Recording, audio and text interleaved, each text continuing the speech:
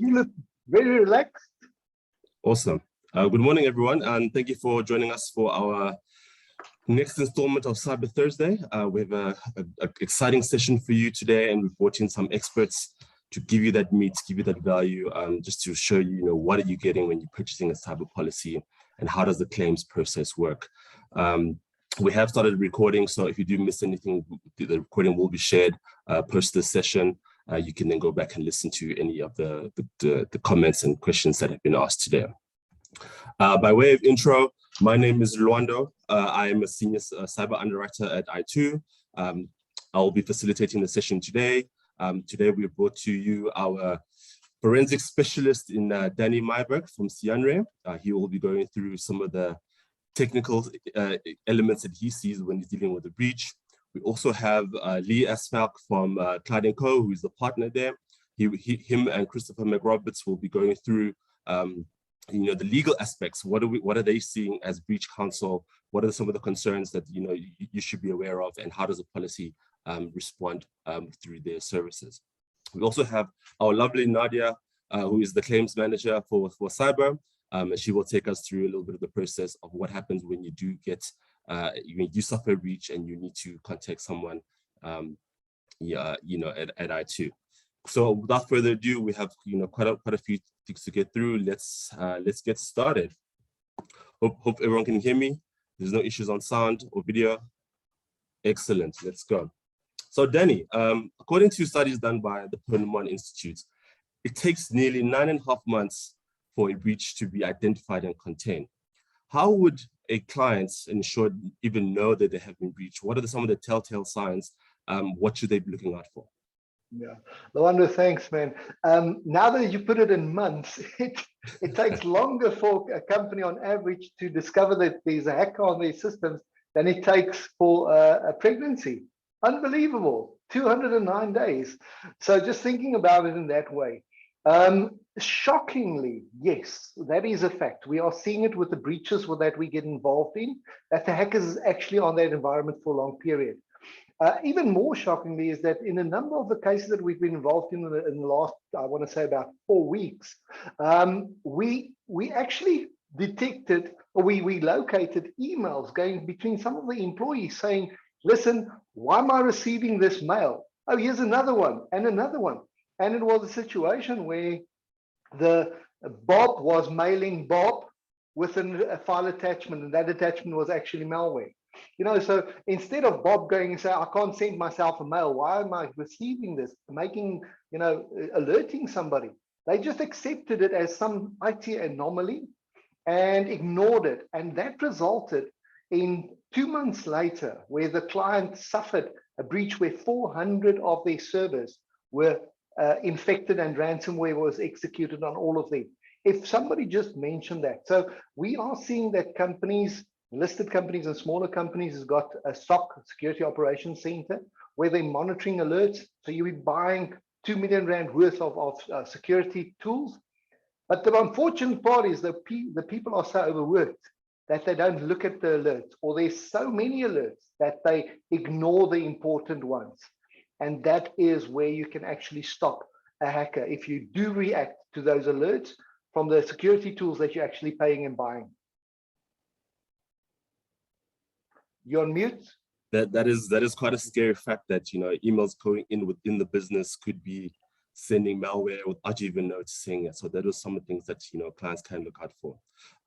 Nadia, so a client has identified that is suffering a loss. What should they be doing? They've got a policy with iTOO. Who do they call, and what is the process from there? Yeah, thank you for the question, Lwando. First and foremost, good morning, everyone, and thank you for joining us.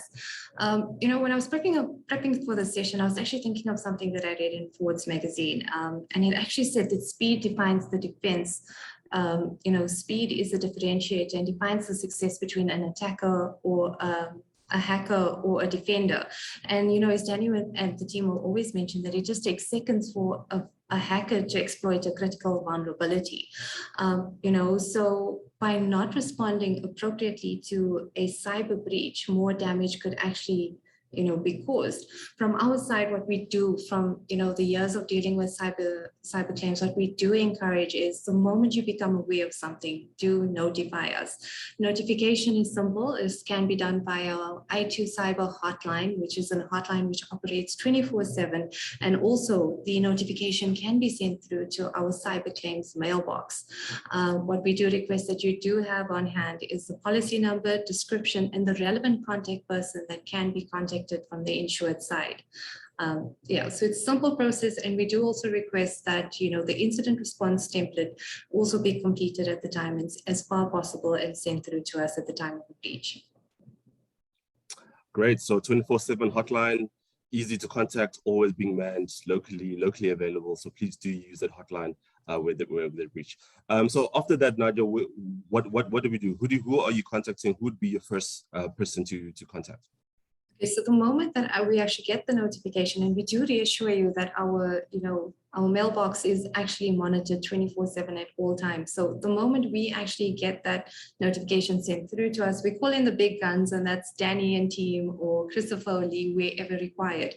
We've seen from past experience where insureds, when they left to their own devices, they unintentionally or unknowingly tamper with critical evidence that's actually required at the time of the breach. So we look to our awesome forensic service providers to guide and assist the insured where required, because time is of the essence at that point. Great, thank you. So Danny, back to you. Now that a breach has been identified, Nadia has given you the call saying, please, can you assist this client? Tell us, what is the role of the forensic specialist, and what would you be seeing first on the ground in terms of the client's reactions, and what do you then go through for the data recovery elements? Okay, so it's really important what Nadia has mentioned, in the sense that two things that I can mention. We want to get to that situation as quickly as possible. We typically like paramedics. The quicker we get to that person, the quicker we can stabilize it, the better the chances of recovering, and also the less business interruption we see resulting from it. We also see that a lot of times clients are trying to manage the situation themselves, and if it's something small, you can, but with a large breach like this, that first actions that your team takes is really important.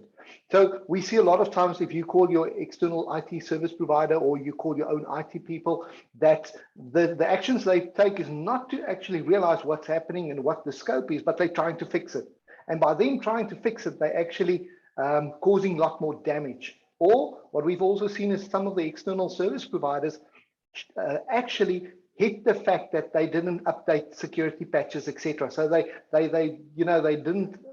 weren't truthful with the client. What our function is, we want to get to that scene. We want to ascertain as quickly as possible what's going on, how large the extent is. We want to disconnect that environment from the outside world. We want to contain it. We want to get the hackers out. So we typically would come in and we deploy free security tools that we own for the clients, so that we can stabilize the environment, eradicate the hackers, sit with them in terms of plan the strategy in terms of how do we going to rebuild the environment if required. And then also we sometimes need to get involved with doing ransom negotiations. And Christopher and Lee would give you some more insight into that. But we handle that negotiation. Sometimes we need to make a payment. We handle that. And we help the client to come back, get their business back and running, so that we can later do a deep dive forensic investigation and come out and say exactly what the hackers did, what they accessed, and how they got into the system. Excellent. I can imagine, if you're a small business, you don't have the expertise on site. So having a policy and having access to the likes of a Danny would be really valuable to you during this time. Lee, let's bring you in on the conversation. So the cybersecurity regulatory and legal landscape has grown in complexity. Could you take us through some of the risks faced by businesses, and what are the key considerations from a legal aspect, as well as looking at POPI following a breach? Sure. Morning, Lwando, and morning to everyone on the call. I think it's fair to say Lwando, that we do face a rapidly evolving risk landscape in terms of complexities. Like Nadia, was doing some background reading for the seminar today, and there's a brochure that's been released by one of the international brokers where a number of questions were put to directors and officers globally about the risks that they believe are paramount and which they face across the globe. And the overwhelming response across Europe, Great Britain, Asia, North America, Latin America, Australasia, and I've no doubt it would be the same here. The top 3 risks identified by directors and officers and senior management of company: cyber attack 1, data loss 2, and of course the new kid on the block, cyber extortion 3. And cyber extortion is a good example. We saw initially threat actors infiltrating organizations. We then saw that evolve to where they infiltrate and then exfiltrate data, what's called double extortion. And we now see that having evolved to the situation where they go in, they exfiltrate the data, and they then approach the affected data subjects themselves in order to try and extort to them, what is called triple extortion. And I think that's just a good example of the complexities that businesses do face in the context of cyber claims. In terms of your question about key legal and regulatory considerations, naturally the immediate pressing concern in a cyber incident from a legal perspective, whilst Danny and his team take control of the environment, is the insured's reporting obligations under POPIA, the Section 22 reporting obligations. And we've seen now a number of those in the last 12 to 18 months, and they have been publicized. But that is the first thing that the insured has to turn their attention to. But at the same time, and in the context of that pressure cooker, dealing with the disruption of a breach like this, you have to also look down the road and be mindful that POPI imposes some fairly onerous obligations and potential liabilities on companies. And we've spoken about this before in your previous sessions, but the 2 obvious ones, the first being the introduction of strict liability under the Act, where a data subject can bring legal proceedings against a company for damages suffered, irrespective of whether there's intention or negligence on the part of the company. And in fact, it can go further. The data subject can actually call upon the regulator itself to bring that sort of action. So that's the one thing. And the other, of course, is the possible risk of administrative fines being imposed by the regulator up to a maximum of 10 million rand. Now, we haven't seen that yet in our jurisdiction. We think it's just a matter of time, given the increased frequency of cyber claims that we are seeing. And these issues are going to have to be dealt with and navigated by companies going forward. Of course, the regulator also has various other enforcement powers, search and seizure type powers, investigatory powers, and again, in time, companies might well have to deal with that and grapple the issues that flow from a regulatory investigation that may well follow a cyber incident or breach. Thanks, Lee. I mean, as you say, that the landscape is quite complex. You guys are the specialists. This is why we have you on the panel. And part of what's your, from the broker perspective, your clients are getting is this expertise to be able to navigate these waters and be able to put the client in the best way forward to any regulatory body that might require some sort of notification.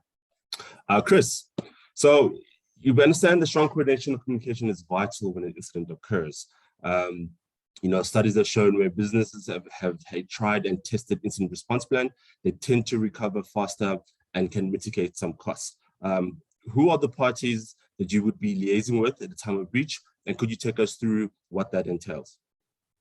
Certainly, Lwando, thanks very much. I should start by saying that it's certainly been our experience that businesses that have an incident response plan before an incident happens are definitely better prepared, in our experience, in dealing with an incident once it lands, at whatever time it arises.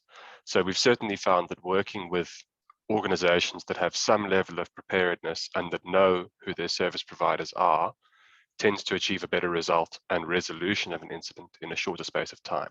So it's definitely worth investing and encouraging policyholders or clients, for the brokers who are on the call, to look at those plans. It's time well spent. But let's use the example of sort of the call comes in, the response team is activated, so Danny and the Cyanre team hit the ground running and start to get a sense of what is happening with the incident. Typically, we will be contacted quite soon after that to provide assistance, and we will then reach out to the policyholder to understand what's gone on. And our focus in that initial response phase is answering the who, what, why, when, where, when sort of questions, the 5 W's, as they say, to try and get a handle on what has happened in the simplest and least complicated kind of way.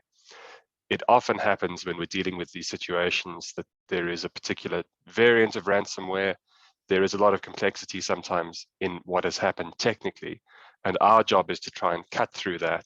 And fortunately, Danny and his team are very good at making fairly complex IT concepts relatable to the likes of us, simple lawyers, and then working with other service providers who may need to come into the incident. So who are those service providers other than the digital forensic team and the lawyers? Well, there may be crisis management firms who can assist in managing the reputation and PR aspects of a breach. There may be credit monitoring services if we know at an early stage that people's personal information, and particularly financial information, could be out there in the wild. We might want to get credit monitoring services onto them to ensure that there's no unlawful activity. We may also be working with ransom negotiators, and sometimes there are specialists who may need to be brought in to assist in ransom negotiation. So our job in this initial phase is really to sit kind of as the hub of the wheel, working with each of these service providers, and of course in providing feedback to insurers about what actions are being taken at each step along the way. But to Nadia's point around the essence of speed, she's absolutely right. And the first 72 hours are really crucial in defining the effectiveness of response to an incident. And if we can get the service providers pulling together, then there is a much better chance that we will resolve the incident quickly and get the organization back on its feet. One other thing I would add is that we're not always only working with insurer-appointed sort of panel service providers. So we will very often be working with a client's own IT team or their external IT provider. And we will often set up a WhatsApp group with those people. We will have regular update calls with them to understand the different work streams that are going on. And we will just make sure from a legal perspective that nothing is being done which enhances the potential liability of the client.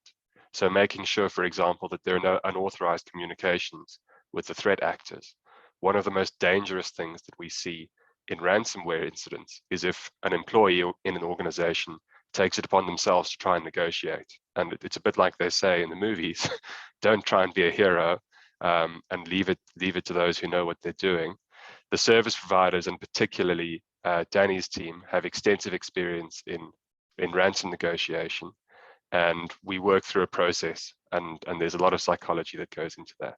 So we work with service providers across the piece, both insurer appointed and those that may be familiar with the insured organization, and coordinate all of those moving parts.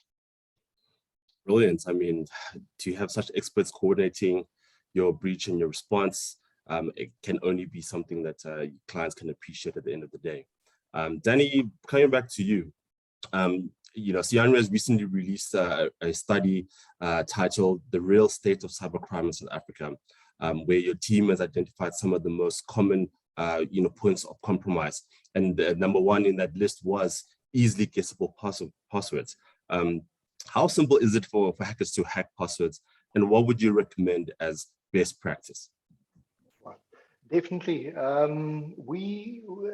As you say, we see that passwords facilitates the whole breach for hackers.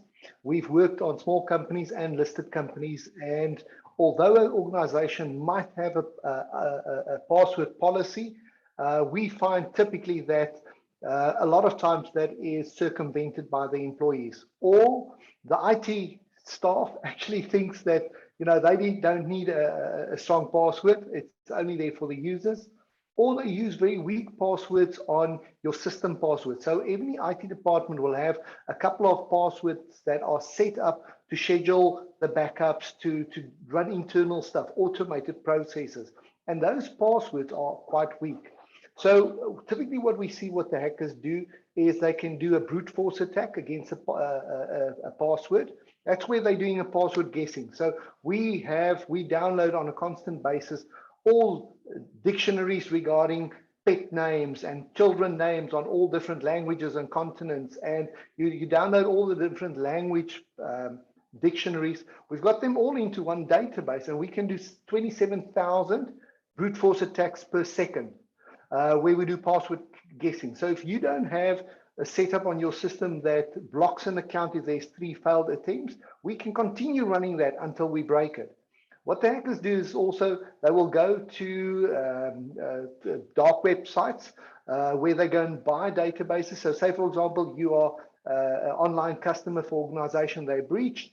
The hackers can actually go and buy your password and your email account from there, and then utilize that, because we see that clients are using the same password everywhere, and we're using the password too long. So I don't change my password unless I'm forced to do it. So we are seeing that people are using special characters. So I take password and I say P @ $. The hackers knows that we can break those type of password combination with this special characters within a second. So don't do that. The best way to actually do it is have a long sentence that you use as a password. Don't use English. It's one of the most guessable password combinations that you can get. And what you can actually do is use something like a password vault, where you've got one secure password and all your passwords is actually kept in that vault. So I've got one that I run for my whole family. All the kids' passwords are synchronizing in there. And we only have one password to access the vault, and that auto completes the password at that specific location for us. Great. So the longer the better. Try use password vaults. Please don't use your pet name, spouse name, company name, 2021. These are all easy passwords, and they do get cracked quite easily, as Danny has mentioned. So thanks for that, Danny. Chris, back to you. One of the studies that we typically look at is from the Ponemon Institute, the study called The Cost of a Data Breach. According to that study, they have given us a stat saying that 38% of the cost of a data breach is coming from lost business. Can you take us through some of the considerations when looking at crisis management and the value that is added by having a cyber policy in managing and mitigating any potential reputational risks?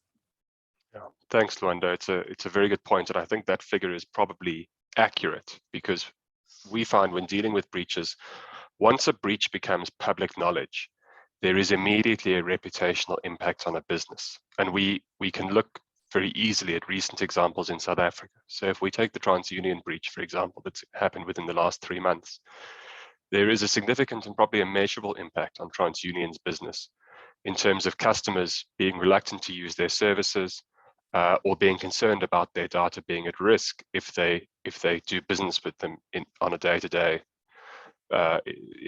fashion, without necessarily knowing how the breach has been resolved.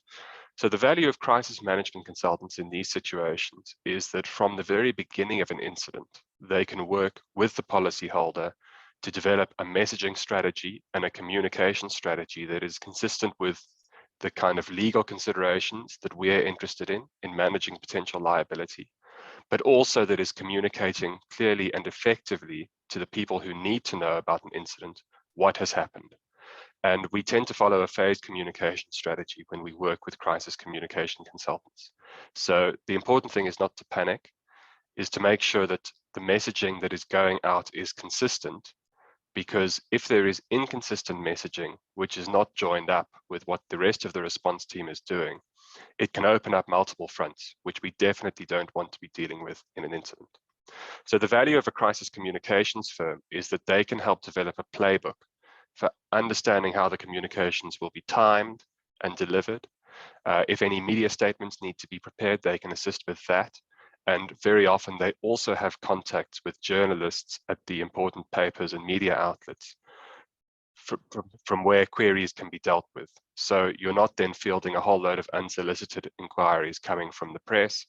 Those would come into a single contact point in the crisis communications firm, and they can assist in managing that side of things rather than communications having to be dealt with directly by management within the organization. What is also useful about a crisis communications firm is they can work in terms of the existing communication strategy of an organization. So if we're talking about a listed company, and there are several listed companies which have recently experienced incidents, we've been able to work with their existing marketing and communications team in order to make sure that the messaging is consistent with their brand and with how they communicate with their customers ordinarily. Contrast that with a small organization or an SME, which definitely doesn't have a crisis communications team and doesn't have external PR consultants. There's probably even greater benefit under the policy for them, because they would then get the benefit of this professional advice from crisis communication specialists who can come in and develop a strategy for them, which they wouldn't otherwise have had. So regardless of the size of the organization, in my view, it's beneficial. 100%. I think you hit the nail on the head there. Where small organizations don't have the budgets, don't have the access to some of these specialists. So having the policy, having these crisis managers to come in and help you with your communication is vital, and that is exactly what we're here to showcase under the policy. Chris, sorry, Lee, let me bring you back in here. So we keep hearing the cyber attacks are no longer a matter of if, but when. What impact do you think cyber claims could have on other lines of insurance, such as directors and officers, and what are the considerations that businesses should bear in mind when looking at their fiduciary duties? Thanks, Lwando. In my view, there is a very significant risk that the directors and officers of the company face in the context of this increased frequency of cyber claims that we are seeing. We must remember under our law that directors have a duty to take reasonably diligent steps to become informed about matters pertaining to the company. It's a proactive obligation that sits with directors. You can't just sit back and allow the company to manage itself. You have to take proactive steps. And within that context, one of the things that directors have to be mindful of are risks that are reasonably foreseeable to the company. And again, with what we've heard in the last half an hour, it comes at no surprise that cyber breaches and the types of issues that flow from it are foreseeable. So the directors of a company who are tasked with the responsibility of managing the company have to take the necessary steps. And we see that resonate in Poppy as an example, where the information regulator is required to take various factors into account when considering the amount of the administrative fine that it is empowered to impose. And one of the factors that it has to take into consideration is whether the company has taken the appropriate steps to carry out risk assessments, and second, the appropriate steps to implement good policies and procedures. And of course, that is a function that rests with the board of the company. So we can quite easily foresee situations arising where a company, having suffered a cyber breach, and then having been met either with a claim for damages or possibly a fine from the regulator, might well turn its attention to the directors and officers of the company and ask that rather uncomfortable question, whether they've done everything that is required by them in law to protect the company itself. So it is a risk that we think will emerge over time. The The other thing that we are, of course, seeing within South Africa is the emergence of a class action regime. And we have started to see a number of class actions being instituted in our courts, primarily of a sort of injury type claim, where the claimants will allege that they've suffered injury in some shape or form. And again, in the context of a cyber incident that often involves many, many data subjects that have been affected, it's not too difficult to imagine that at some point, a class of affected data subjects might try and use that mechanism to progress claims both against the company itself and possibly also the directors and the officers. So it is a space that Chris and myself and our colleagues across the globe are watching very closely to see how things develop on that front. Thanks, Lee. It's quite an interesting fact, to consider that we may be faced down the line with some sort of class action suits following a breach. It's quite a scary fact. And if you look at what's happening in the rest of the world, where class actions are more common, it's as an insurer, it becomes makes the landscape even more scary for us to navigate.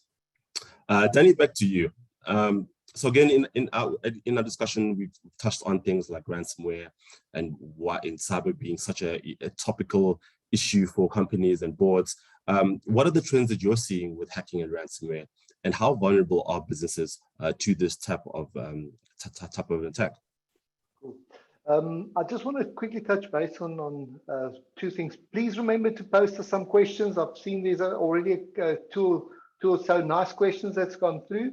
And then just to touch base on that class action lawsuit, that's also one of the reasons, and it's important for non-legal people to remember, if we are appointed and working with the law firm, the work that we do and the investigation, the findings that we do are actually protected by legal privilege. And that's also one of the aspects why it's important to have a legal team on it. Because, if you're protecting a client, you don't want all the data subjects to necessarily have access to that reporting, as it is. Some of the trends that we're seeing is, and I want to kick off with saying, no organization, no client should think that, listen, we're too small, we're unimportant. What's the value of my data if I'm an electrician, small little electrician business? And we've had it now recently where a small company was providing services for a large company, and they never thought of getting cyber insurance because, their data wasn't valuable, but their client's data was really, really valuable. You're sitting with a situation where, number one, if the hackers encrypted your data, the only way that you can recover from that is if you've got healthy backups. So make sure your backups are not connected. Or if you don't have backups, you need to consider making the ransom payment. The other scenario is if the hackers stole your data, there's no backup is going to protect you against that. So if the hackers has gone out with your data, you're sitting with a situation of a lot of very angry clients can be beating down your door. So that's a situation that you don't want to be in. We are seeing that the hackers are, as Lee has also said, doing double and triple extortions. So if you fall victim, they're going to do both with you. And that is, you're trying to rebuild your own company, and then you've got all your clients on the other side. You don't have the capacity to handle that situation on your own in that crisis situation. So prepare for it. The breaches that we've seen, the smallest amount of ransom that we were successful in negotiating is 120,000 Rand. The biggest one I was involved in was 30 million Rand. The two bigger ones that we know about in South Africa was where they requested 88 million Rand. That was one of the government departments. And then recently on the TransUnion, they went up to 215 million Rand. So those are the extremes that you're dealing with. We are seeing that the average in South Africa is between about 4 and 6 million Rand that they're asking for the average type of companies. And then we've also seen a new thing happening where the hackers are pretending to be a bounty hunter. So a bounty hunter is an ethical hacker or white hat hacker that is sitting and twiddling his thumb, and he's scanning the internet and he sees you've got a vulnerability. He contacts you and says, listen, I found this vulnerability, please fix it. Oh, and by the way, just give me a small reward. So all of that is nice, but if they access that vulnerability, they are actually committing a crime. They are illegally accessing information. What they're doing is they're stealing the data. They're also taking the data out. But they say, listen, we just picked up this vulnerability. You can pay me for my data or pay me for my service that I provided you. So very careful in that situation. It is actually also an extortion taking place. Oh, scary stuff, Danny. I think that bounty hunting would definitely trigger the policy under network security breach. As Danny mentioned, it is an unauthorized access, even though at the end of the day they're trying to sell a service to the client. Danny, so just to keep on that topic, policy does offer cover for extortion. Can you take us through what happens through a ransom negotiation, and some of your stories that you have seen throughout your experience? Yeah, it's something that I never thought I'd be getting involved in terms of talking to faceless criminals, but somehow I had to fill that gap for clients, and because of my law enforcement background, it came naturally, more or less. But so far I've done about 16 negotiations on which we had to go over to making payments on about 11, 12. First of all, we always advise clients, don't pay a ransom. Don't negotiate with the hackers. Don't access that link, because as soon as you access that ransom link, there's a timer that starts running. But we only consider that after consultation with the legal team, after consideration with the client, that there's no alternatives left. That's when we consider making contact with the hackers. Number of things that we need to do. It's not always legal to make that payment. If we can link that threat actor with a terrorist group, we can't support them. You can't make the payments. So there's an international process that we need to check whether we can link them to a terrorist group. We do intelligence investigation into those hackers. We check the dark web, previous payments. If the client paid, did they give the decryption key? We look at their modus operandi, what strain of the virus that they use, how did they gain access? We utilize all of that to form a picture about this group. And only then would we advise the client to say, listen, I think we can proceed with it. But remember, you're dealing with a criminal. They broke into your house, they stole your data.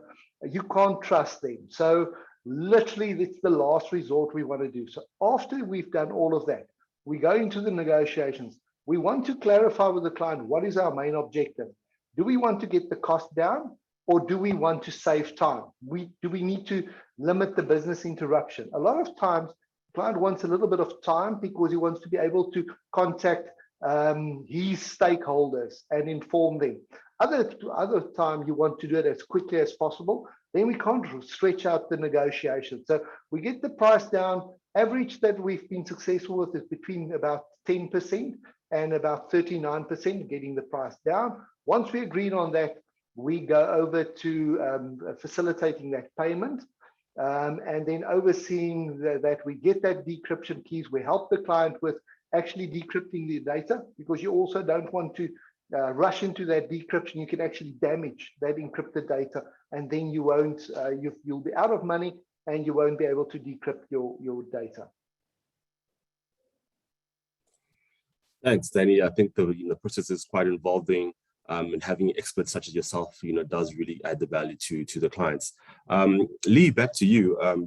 We know that following a breach, there could be additional follow-on claims that might come in the form of liability. How would any ensuing litigation be handled? And would you say that having counsel such as yourselves, who will already be involved since the initial incident, how does that benefit the client during that litigation phase? Thanks, Lwando.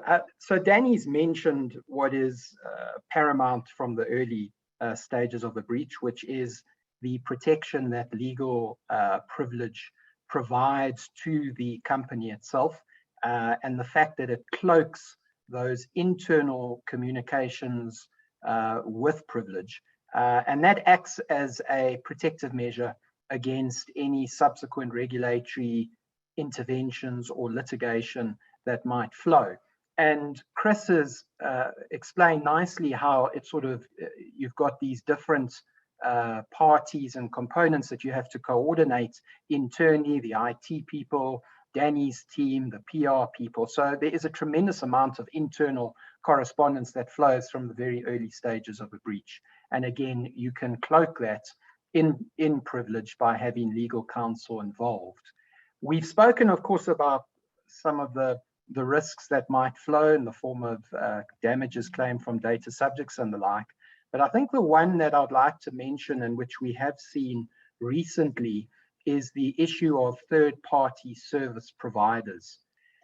It's not just the case now that the responsible party has to safeguard and secure their own environments. They're also required by virtue of POPI to ensure that the environment of their operators, their third-party service providers, are also compliant with data protection legislation. And we have recently seen incidents where there have been breaches on third-party service providers, and the responsible party is then labored with the responsibility of having to deal with that incident, even though it's not their environment itself that has been breached. And that dynamic does give rise to some difficult questions that have to be asked from a legal perspective, including the contractual relationship between the responsible party and the third-party service provider. What is the nature of that relationship? Who had the responsibility to protect the data? What steps were taken, etc., etc. And that can lead to questions being asked about contractual liabilities that might flow. Do you need to terminate that contract? What are the consequences? If you, as the responsible party, is met with a liability in some shape or form, would you then look to that third-party service provider to recover or recoup your losses? So again, we can see that these things can play out in a number of different ways, and having all the various teams involved, including counsel from an early stage, will obviously assist in managing that process as you move forward. Fantastic. I think there's definitely all the value you have cloaked in privilege to having counsel from the start to the end to manage that process on your behalf as an insured. Danny, as we wrap up our session today, maybe some last thoughts from you. What would you consider or recommend as some good hygiene practices all companies should do in efforts to try and minimize and mitigate damages from a cyber attack? Okay. I think it's really important that we look at some of the basic things.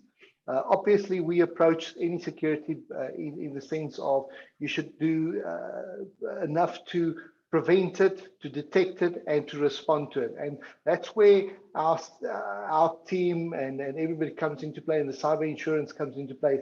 If everything goes wrong, how do you respond to it? Looking at the preventative measures, obviously passwords. Make sure that you don't use the same password everywhere, that you've got a strong password. If you are working remotely, make sure that the router at your house, that you've reset the default password. A lot of organizations went remotely so quickly that they didn't actually look at their security before allowing people to remote into a session. If you've got remote logons and you've got webmail, those type of things, make sure that you activate two-factor authentication. It's a golden bullet to prevent these guys from coming into your accounts. Then don't use old, outdated software. There is in 20,000, literally 20,000 known vulnerabilities on the old operating systems because they're not being supported anymore. Make sure that your patch management is up to date. A lot of hackers or a lot of IT people wait up to, on average, 165 days before they implement patches on known vulnerabilities. So if I scan your environment and I see you've got X type of firewall, I look at how old the operating system is on it.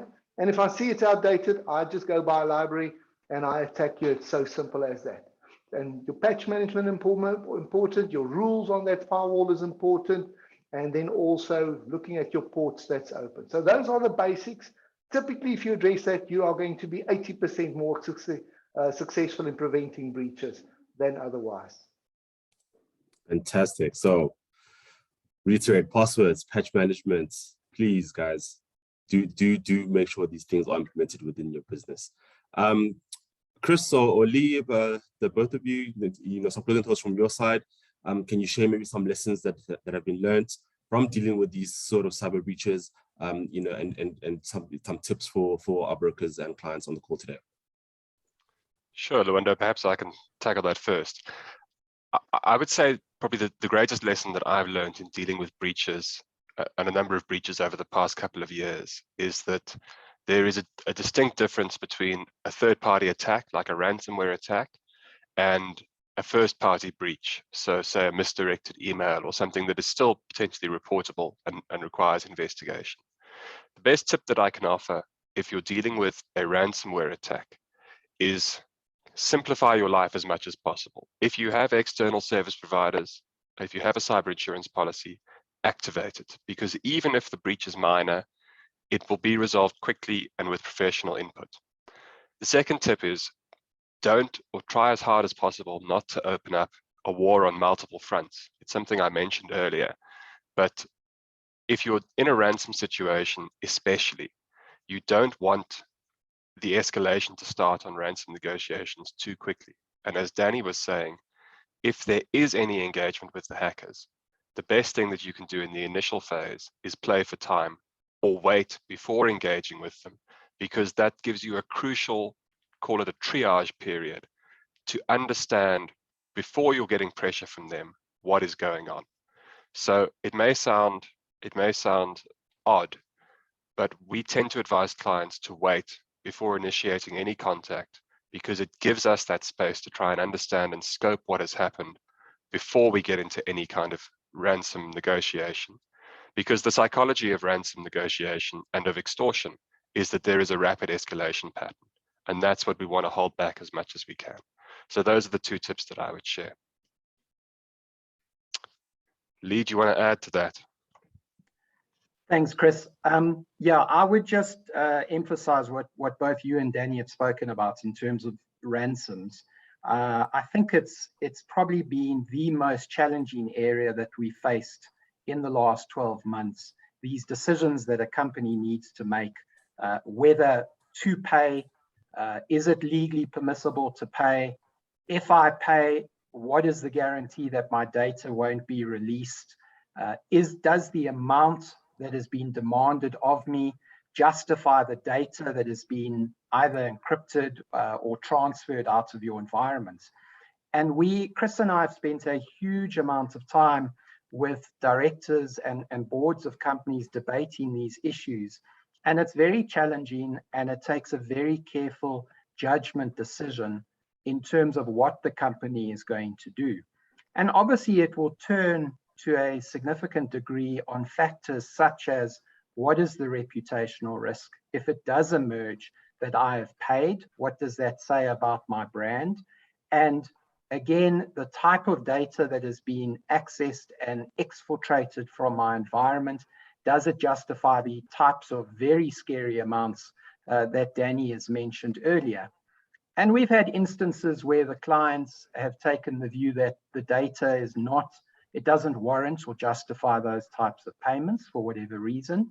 And we've also had situations where the data is of such a sensitive nature that the company will look to making a payment.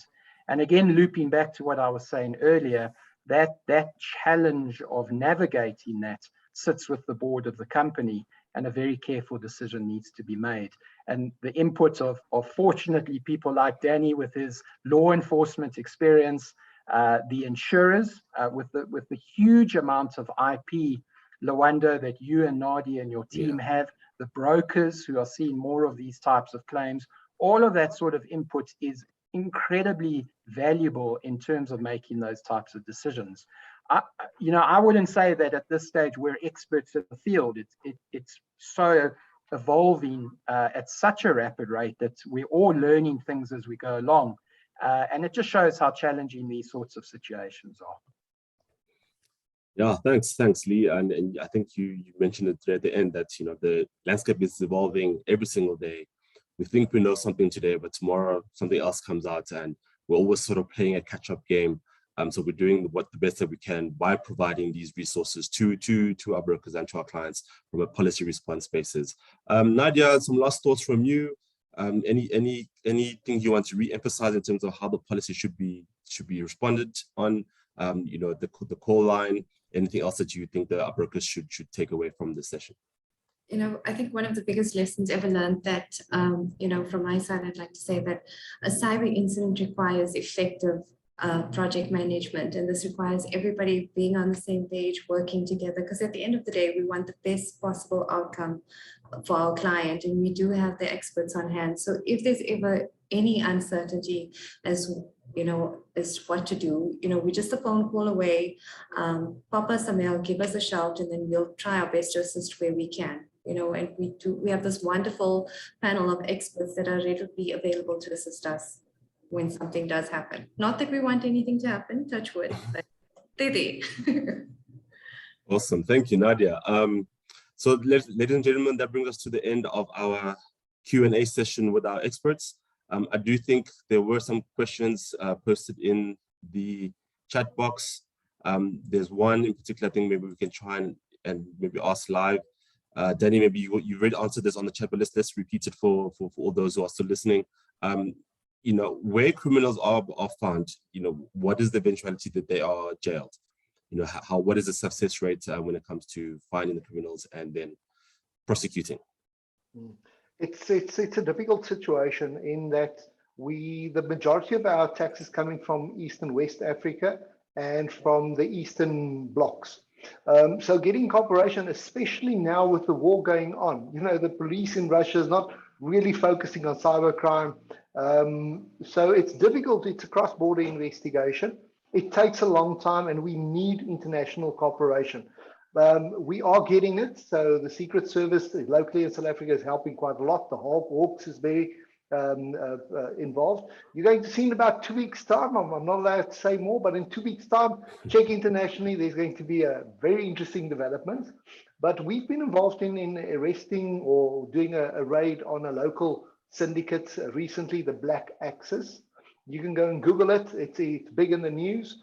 We were very successful, and we actually saw that this syndicate leader there was about 800 million rand a month moving through his various accounts. His excuse, he's got a business, his salary is 40,000 rand a month. Unfortunately, he's now gotten bail, so we've got him arrested. He's a foreign national. His wife has got a passport. So, it's difficult. We do catch them. Unfortunately, law enforcement and justice turns a little bit slow sometimes, but it is very complex matters. Yeah, I can imagine. Thanks, Danny. Are there any other questions from the people on call? You can put your hand up, maybe we can unmute you to ask your question.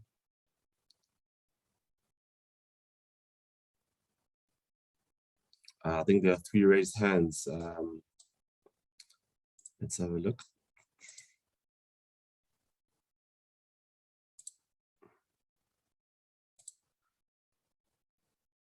Lwando, I see there is a question. I think it's more insurance question as well that was posted.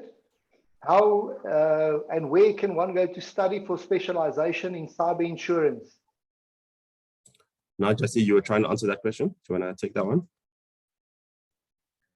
Okay, UNISA does actually offer some courses, but on a more, I know that the Wits Law faculty does have one course that they do actually offer in cyber, specifically related to cyber. Great. There are 3 hands raised. Janet, do you want to ask your question?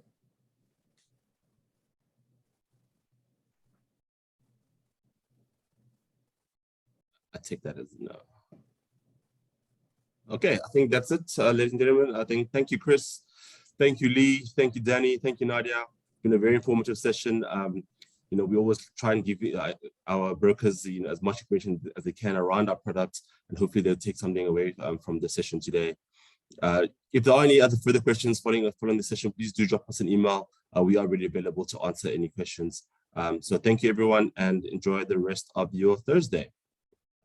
Excellent. Thank you, Lwando. Have a good day, everyone. Thank you, everyone. Thank you. Okay. Keep well, everybody. Bye. Have a great day. Thanks, everyone. Cheers, guys.